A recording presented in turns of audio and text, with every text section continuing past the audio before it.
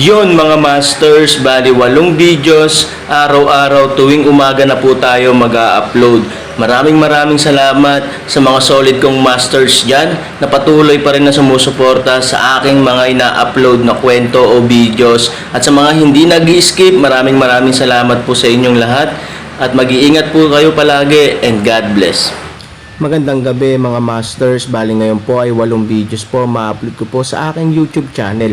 Tama nga mga masters, 8 videos nga po ma-upload ko. Yon, what's up mga masters? Nandito na naman tayo sa panibagong araw, panibagong kabanata na naman ang pagsasama-samahan natin ngayon guys.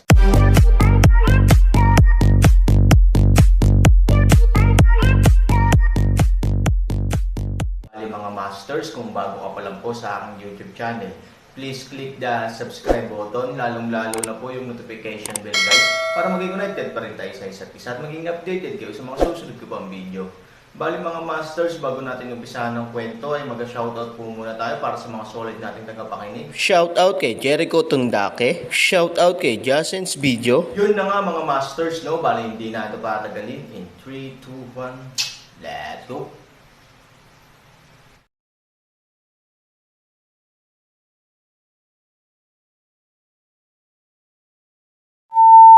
Ang ibig sabihin ng Aaron ay gusto niyang palabasan ang 12G.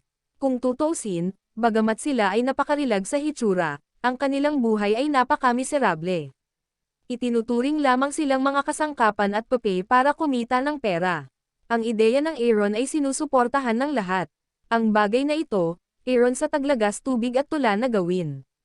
Para naman kay Hwa Xiangyo, natural na umalis ang Fumang Group, dahil alam nilang lahat na kung gusto nilang magpadala ng ganitong bagay, dapat itong ipadala kay Ivory. Sa katunayan, hindi para sa akin ang Hwa Xiangyo, di ba? Pagkatapos paalisan ni Ivory ang lahat, isinara niya ang pinto ng Nyener at bumalik sa Aaron. Ngumiti si Han Sunny at inabot ang kanyang kamay, hawak si Ivory sa isang kamay at si Han Nyen sa kabilang kamay. Nang hindi na hinintay na magsalita si Aaron, tumanggo si Ivory sa noo ni Aaron. Well, alam ko kung ano ang utang mo sa iba. Gusto kong ibalik ito sa iba. Kung walang shenyanzo ng ibang tao, okay lang na gumawa ng jade sa mga bulaklak. Paano maiintindihan ni Ivory ang Aaron? Natural na alam niya ang iniisip ni Aaron. Ang mag-asawa, kung minsan ay hindi na kailangang magsabi pa, ay maaaring malaman kung ano ang iniisip ng bawat isa. Malakas na tumanggo si Aaron, ngunit natalo ito ni Shen Yanzo kahit papaano. Bagamat nagpunta siya sa auction house para bumili ng maraming gamit, sinubukan niyang makabawi. Gayunpaman, ang Aaron ay hindi kailanman nagbigay ng kahit ano. Ang pangunahing dahilan ay palaging nararamdaman ng Aaron na hindi niya ito makukuha. Kahit na ang mga bagay sa auction house ay nagkakahalaga ng malaki at itinuturing na magagandang bagay, Shenyanzo, pagkatapos ng lahat, para sa palasyo ng Baguio, ay ang mana ng patriarch at ang kayamanan ng paaralan. Minsan hindi ito katumbas. Gayunpaman, ang Hwa Xiangyo ay katulad ng Shenyanzo sa ilang aspeto. Kung gagamitin mo ito upang idagdag ang mga bagay mula sa auction house, iniisip ng Aaron na ang halaga ng mga bagay na ito ay higit pa sa Shenyanzo, at dapat na ang mga ito ay ang mga bagay na talagang maaaring hawakan sa kasalukuyan. Pero pwede ko bang tingnan? Nakangiting sabi ni Ivory. Sinabi ng Aaron na ang proseso ng paglaki ng Hwa Xiangyo ay kakaiba, kaya't si Ivory ay masyadong interesado sa pambihirang bagay na ito. Anyway, may mga araw pa para bumalik sa Xianling Island. Pwede mo muna itong paglaruan. Aaron smiles. Pagkatapos, ang Aaron ay umabot sa space ring. Ngunit hindi nagtagal, sumimangot si Aaron. Pagkatapos ay kulubot at higpitan. Sa pagtingin sa Aaron, biglang nakaramdam ng lamig si Ivory. Sa pagtingin sa Aaron, pansamantalang nagtanong, ikaw. Hindi mo sasabihin sa akin. Nawala mo na naman. Ang Aaron ay hindi na muling naniniwala sa kasamaan sa space ring na paulit-ulit, hindi ba? Naaalala ko na inilagay ko ito sa singsing. Paano ito mawawala? Nang marinig ang mga salita ni Aaron, si Ivory ay talagang hindi nakapagsalita, ibinaling pa nito ang mga mata sa langit.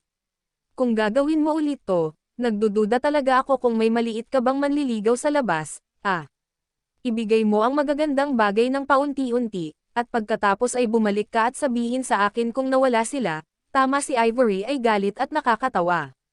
Napaka-cute ng itsura ni Aaron na nawawalan siya ng gamit, pero sa kabilang banda, galit na galit ang lalaking ito sa magkasunod na pagkakataon ay hindi mahal. Kahit na si Aaron ay labis na napahiya na wala siyang mahanap, tumingin kay Ivory, hindi niya maiwasang matawa. Gusto ko ring itago ang aking kagandahan sa isang gintong bahay, ngunit nakakalungkot na ang matanda na ang baka.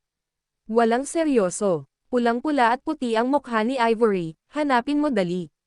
Ang daming basura. Panipi. Tumanggaw si Han Sanchen. Sa pagkakataong ito, gumamit siya ng higit na divine sense para maghanap sa space ring.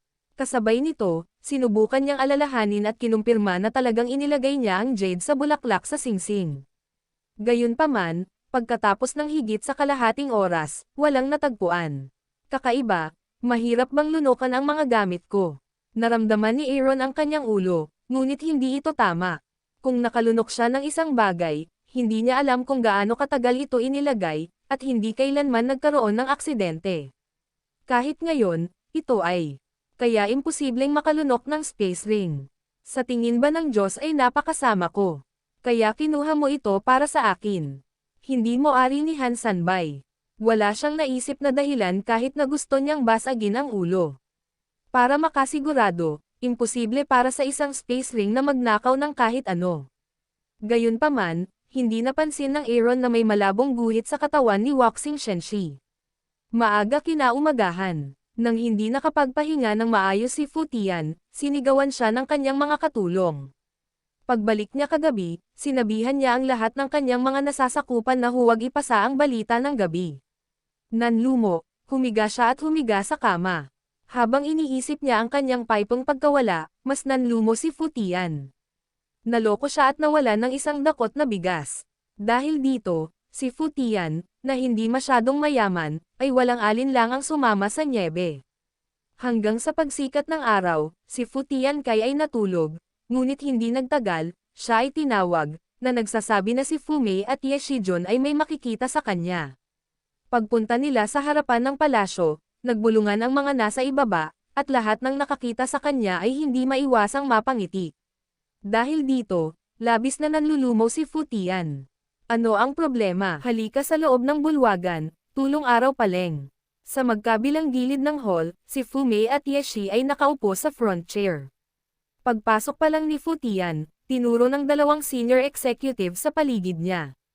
Malamig ang mukha ni Ye Shijun, at hindi maganda ang mukha ni Fu Mei. Fu Tian, nasaan ang 12 babae ng pamilya Ye? Malamig na tanong ni Ye Shijun. Sa madaling salita, biglang lumamig ang puso ni Fu Tian, napakaraming importanteng tao lahat ang dumating sa eksena, maaaring humingi siya ng krimen. Iniyuko ni Fu Tian ang kanyang ulo at hindi alam kung paano sisigot. Hindi ka ba makasagot? Si Shirji kasi binigay mo na diba? Fu Tian, you really did a good job. Yung mga mukha ni Fu Ye at ng pamilya niya, lahat nawala sa'yo. Alam mo ba kung ano ang nangyayari sa labas ngayon? Sinasabi na ang aming pamilyang Fu Ye ay pinamumunuan ng mga taong nakamaskara. Natigilan si Fu Tian. Malinaw niyang sinabi sa lahat kagabi na hindi dapat isapubliko ang bagay na ito. Bakit ang lungsod ay puno pa rin ng bagyo kapag siya ay nagising? Sino sa lupa ang naglik ng balita? Hindi ko akalain nakakayanin ng mga tauhan ko. Misteryosong tao ba ito? Damn, parang mag-isa lang siya dito. This damn guy. Maliit na bagay ang mawalan ng 12 babae, pero malaking bagay ang pagtawanan. Iba talaga ang tumulong sa pamilya mo sa mga bagay-bagay. Panipi, ang pagnanakaw ng manok ay hindi paraan para kumain ng kanin. Ang pinuno ng angkan ng Fu ay isang matalino, lalaking umaakay sa pamilya Fu tungo sa kaluwalhatian. Mula sa pananaw ng pamilyang Ye, bilang mga pinuno ng lungsod ng Chanho sa loob ng maraming taon, hindi sila kailanman nainsulto at naging katatawanan ng buong lungsod. Ibinaba ni Fu Tian ang kanyang ulo at hindi nang ahas na magsalita. Ano, Patriarch Fu, sa tingin mo okay lang ba kung hindi mo pag-usapan ito? Kung wala kang makatwirang paliwanag, sa tingin ko ay hindi makukumbansi ang pamilyang Ye. May malamig na channel. Kapag hindi ka magsasalita, mapaparusahan ka ng matindi. Huwag mo siyang parusahan. May detalye akong gustong malaman mo. 12G ang pag-aari ng pamilya ko Paanong ang 12G ay maialis sa kanilang tirahan ng walang autorisasyon ng aking pamilyang Nabalitaan ko na ito ay isang tao, na sadyang nakipagkamay kay Fu Tian para ilabas ang 12G. Mahirap mag-ingat laban sa mga magnanakaw, tapos sabihin, ang taong iyon ay malamig na tumitingin para tulungan si Mei, halatang peak point ay siya. Sa oras na ito, dahan-daang tumayo si Fu Mei, at pagkatapos, ilang hakbang sa harap ni Fu Tian, hindi na hinintay na magmuni-muni si Fu Tian. Isang bentilador ang sumampal sa mukha ni Fu Tian. Patriarch Fu, okay lang na magkaroon ka ng sarili mong ideya. Gayunpaman, pag-aari ng pamilya Ye ang Shirji. Nagsinungaling ka sa akin na dinadala mo lang si Shirji sa wine table para masaya. Malamig na sigaw ni Fu Mei. Gustong madismaya si Fu Tianjeng, ngunit tahimik na lumapit si Fu Mei sa kanyang tainga, dumating na sa puntong ito ang bagay, kailangang may magbuhat ng itim na palayok. Ayaw mo man lang akong hilahin sa tubig, hindi ba? Kung hilahin ako pababa sa iyo, hindi ito mabuti para sa iyo. Hindi nakapagpahinga si Fu Mei pagkatapos niyang malaman ang tungkol dito kagabi. Matapos marinig ang mga tsismis sa labas, agad niyang naisip kung paano ito itutulak. Sa makatuwid, ang pagdadala ng palayok ni Fu Tian ay ang pinakamahusay na paraan. This is actually the personal work of Fu Tian, which has nothing to do with our family. Kung sinabi niya sa amin kanina, sana tinutulan namin ang katangahan niyang panunuhol. Panipi, tama, kahit si Fu Mei ay hindi alam. Fu Tian, bagamat ikaw ang patriarka, ikaw ay higit na wala sa kontrol. Sa oras na ito, pinangunahan din ng mga senior executive ng Fujia. Ang isang grupo ng mga rice borers ay walang ibang kakayahan, ngunit ang kanilang kakayahan sa paghagis ng palayok ay first class. Kinagat ni Fu Tian ang kanyang mga ngipin, masyado akong agresibo tungkol dito. Ngayon na wala akong masabi, hindi na ako magsasabi ng kahit ano tungkol sa gusto mo. Well, Fu Tian, dahil naglakas loob kang gawin ito, ilagay natin siya, sa bilangguan ayon sa gusto mo, Shijun. Tama. Sinira siya ng reputasyon ni Fu Ye at ng kanyang pamilya. Dapat siyang maparusahan ng mabigat. Malamig na naghiyawan ang mga senior executive ni Ye. Si Ye Shijun ay medyo napahiya at itinoon ang kanyang mga mata kay Fu Mei. Mahal na mahal niya si Fu Mei, kaya gusto niyang laging makita ang opinyon nito tungkol sa lahat. Bagamat nagkamali si Fu Tian, oras na para kumuha ng mga tao. Papalapit ng papalapit ang hukbo ng Yaoshen Pavilion. Sa tingin ko, mas mabuting bigyan ng pagkakataon si Fu Tian na gumawa ng mga krimen at karapat-dapat na mga gawa. Tumingin si Fu Mei kay Ye Shijun. Oo, Lord Ye, makatwiran ang sinabi ni Fu Mei. Bakit hindi mo bigyan ng pagkakataon si Fu Tian na gumawa ng mga krimen at magbigay ng kontribusyon? Lubos pa ring tinitingnan ni Fu Mei ang mahalagang sitwasyon. Mas mabuting si Ye Chengzhou ang ampunan siya. Ang mga executive ng Fujia sa oras na ito ay isa-isang humihingi ng pag-ibig sa parehong oras, ipinagmalaki din ni Fu Mei. Tumango si Ye Shijun, okay, ayon kay Fu Mei. Sandali, maaari mong palayain si Fu Tian. Gayunpaman, si Fu Tian ay masyadong walang ingat. Dapat kang humingi ng payo kay Fu Mei tungkol sa mga gawain ng pamilya ni Fu Tian. Kung hindi, sino ang nakakaalam kung ang mga kaguluhan ngayon ay mangyayari balang araw? Tama na yan. Tumingin si Ye Shijun kay Fu Tian at sinabing, ano ang tingin mo kay Fu Patriarch? Natural na ayaw ni Fu Tian, dahil ito ay katumbas ng pagtatanggal ng kanyang kapangyarihan sa disguise. Gayunpaman, ang lahat ng mga tao na tumitingin sa bulwagan, maging sila ang mga senior executive ng pamilya Ye o ang mga tao ng kanyang sariling pamilya, ay tila masakit ang kanilang ilong, kagat-kagat ang kanilang mga ngipin, at tumango, okay, I don't mind. Ingatan mo sarili mo. Ye family executives cold voice a drink, one by one stare to help the day one I left. Kinuha din ni Ye Shijun si Fu Mei para sundan siya. Nagkamali lang siya. Bagamat hindi siya nasisiyahan kay Ye Shijun, ginawa ni Fu Mei, maglakas loob na guluhin si Ye Shijun sa oras na ito, masunurin siyang sumunod sa kanya. Fu Tian, gusto kitang guluhin na gumawa ng isang bagay na maaasahan sa hinaharap sa bahay ni Lola ngayon, kung hindi kami tinulungan ni Fu Mei, tapos na kami. Ngayon ay nagawa ni Fumei na mamuhay ng magandang buhay sa amin. Huwag mo na kaming sirain ulit ha. Kung mayroon kang gagawin sa hinaharap, mas mabuting makipag-usap ka kay Fumei.